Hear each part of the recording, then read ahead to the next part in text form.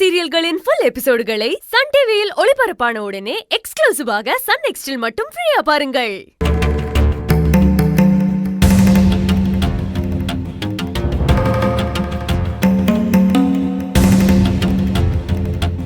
இந்த ஜாதகக்காரர் சமீபத்துல மிகப்பெரிய கண்டத்துல இருந்து தப்பிச்சிருக்கணுமே.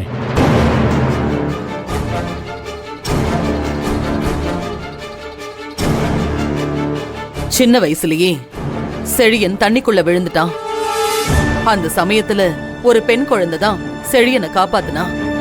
அதுக்கப்புறம் ஒரு ஜோசியரு செழியனுக்கு தண்ணியில கண்டம் இருக்குன்னு சொன்னதுனால திருச்செந்தூர்ல வருஷா வருஷம் பால் காவடி எடுக்கிறது வழக்கம். இப்ப கூட இந்த வருஷ வேண்டுதலுக்காக திருச்செந்தூர் கோயிலுக்கு போயிட்டு வந்தோம். போன இடத்துல அந்த ஊர்ல இருக்கிறவனுக்கும் செழியனுக்கும் ஒரு சின்ன பிரச்சனை ஆயிடுச்சு. அதனால செழியன் அடிச்சு கொன்னு கடல்ல தூக்கி போட பார்த்தாங்க. அப்ப கூட யாரோ ஒரு பொண்ணு வந்துதான் செழியனை காப்பாத்திருக்கா.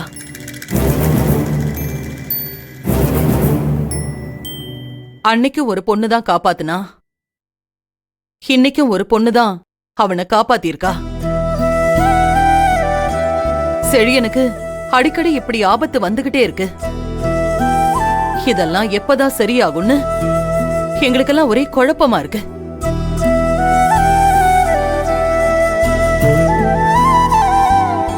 இந்த ஜாதகக்காரர் கல்யாணம் பண்ண போற பொண்ணோட மாங்கல்ய பலத்தாலதான் இந்த ஜாதகக்காரர் இன்னும் உயிரோடையே இருக்காரு.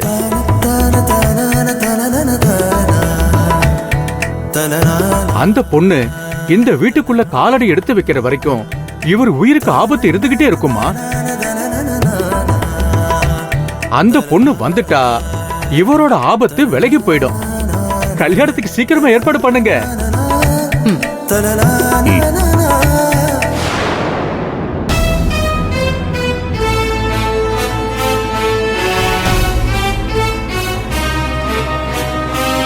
கல்யாணம் ஆகிற வரைக்கும் இந்த ஜாதகக்காரர் ஜாக்கிரதையா இருக்கணும். இவருக்கு தண்ணியில கண்டம் இன்னும் தொடர்ந்துகிட்டே இருக்கு.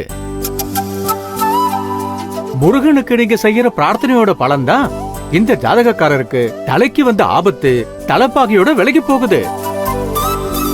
திருச்செந்தூர் முருகனோட அருள் இந்த குடும்பத்துக்கு பரிபூரணமா இருக்கு. இவரை கல்யாணம் பண்ணிக்க போற பொண்ணு இந்த குடும்பத்துக்கு இளையராணியா இருக்க போறா. இவர் ஜாதக அமைப்பை பார்க்கும்போது இவர் கட்டிக்க போற பொண்ணு தனித்துவமா ஒரு பெண் சிங்கம் மாதிரி தான் வருவாங்க.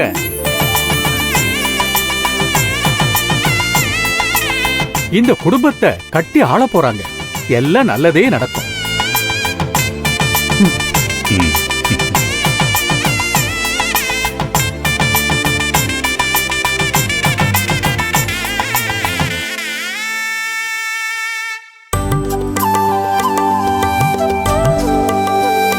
குடும்பம்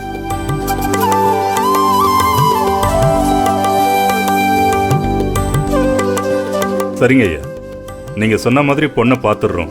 கூடிய சீக்கிரம் கல்யாணத்துக்கு ஏற்பாடு பண்ணிடுறோம். நல்லது, ரொம்ப சந்தோஷம்.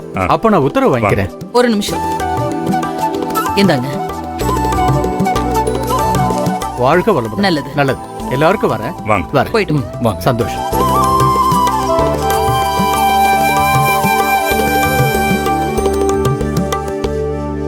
அம்மா, ஒரு முக்கியமான மீட்டிங் இருக்கு, நான் கிளம்புறேன். சரி செழியன், பார்த்து போயிட்டு வா. சரிம்மா. ஜாக்கிரதை.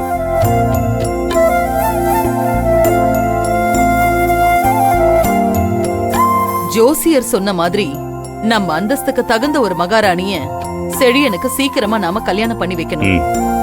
என்னங்க, உடனே தரகருக்கு போன் பண்ணி அப்படிப்பட்ட ஒரு பொண்ணு உலகத்துல எந்த மூலையில இருந்தாலும் தேடி கண்டுபிடிக்க சொல்லுங்க. சரிம்மா, நான் உடனே தரகருக்கு போன் பண்றேன். சரிங்க. சரியா?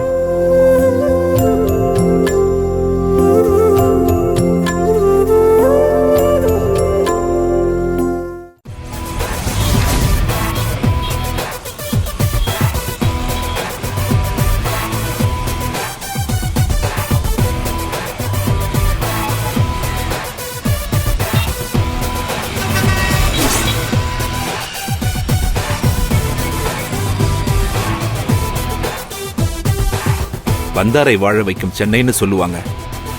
எத்தனையோ பேரை வாழ வச்ச இந்த மண்ணுல என் மகளும் இங்க வந்து வாழ போறா. அவ சந்தோஷமா என் நண்பன் சுப்பிரமணியோட மகன் செழியனை கல்யாணம் பண்ணிக்கிட்டு நீடூழி வாழணும். மண்ணை மதிக்கிற என்னோட மனசும் குளிரணும். முருகா.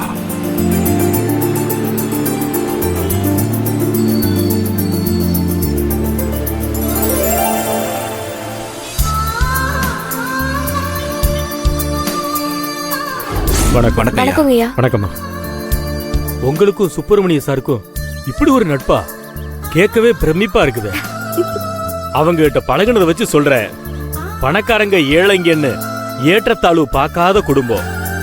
நீங்க அவங்கள பார்க்க போனா நிச்சயம் உங்களுக்கு மரியாதை தான் கிடைக்கும். என் நண்பனையும் நண்பன் குடும்பத்தையும் நீங்க நல்லா புரிஞ்சு வச்சிருக்கீங்க.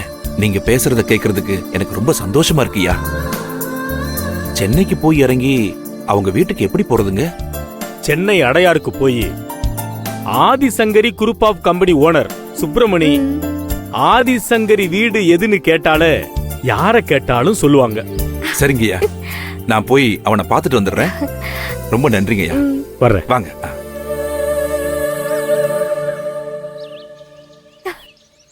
சுப்பிரமணி குடும்பத்தை பத்தி மத்தவங்க சொல்லி கேள்விப்படும் போது ரொம்ப பெருமையா இருக்குமா.